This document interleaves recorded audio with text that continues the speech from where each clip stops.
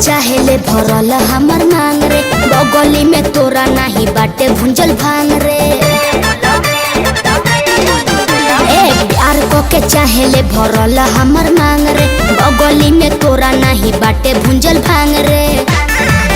बड़े खुदे तू आवारा हमर करबे का गुजारा ढेर, तोहरा से नीक हमर बर होई रे। अच्छा एगो तोरो होई रे, एगो मोरा होई रे। अच्छा जवन मौरा बांधी आई ओकरो होई रे।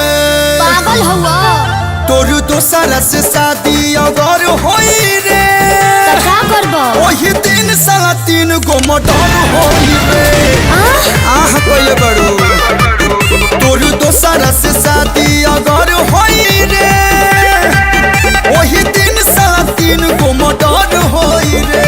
हाय रे दादा ई का कह देलो, केहू के ना छोड़ो।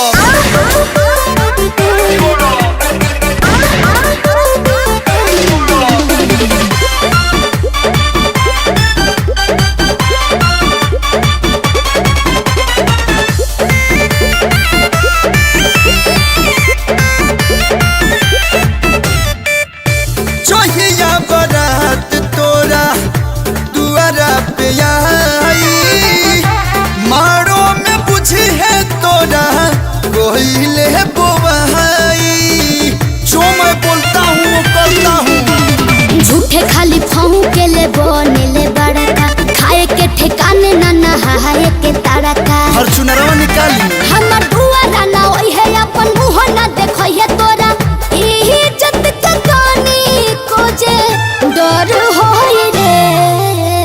हम बैठी रोई रे, दिहले प्यार धोई रे। हाँ। तोरा पड़ल बाप सन अब दोसर कोई रे। तो सुन डिसीजन हमार, अरे बाप तोरा दोसर से शादी अगर होई रे, का करबो? वही दिन साला 3 गो छेद दे।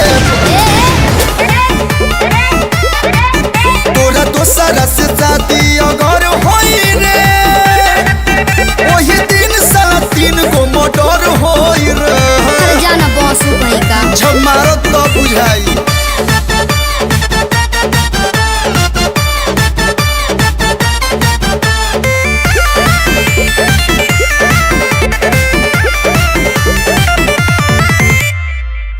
जनऊ से बेसी तो के कैले बानी प्यार रे, आंसू के न हो खबे जेना भइले हमार रे। तू मेरी नहीं हुई तो किसी की नहीं होगी। धोइले गलत बड़ कलू तू रास्ता, लागता कि करताड़ा नशा कोनो सस्ता। बिहार में बंद बा जब रहित सरकारी अति तोहरे दुआरे खुशी हमारा लिए हो से कर बड़ होई रे। ना सबर होई रे, हो। झगड़ा के जरा होई रे। का? ज्योति सजन राजीव के खबर होई रे।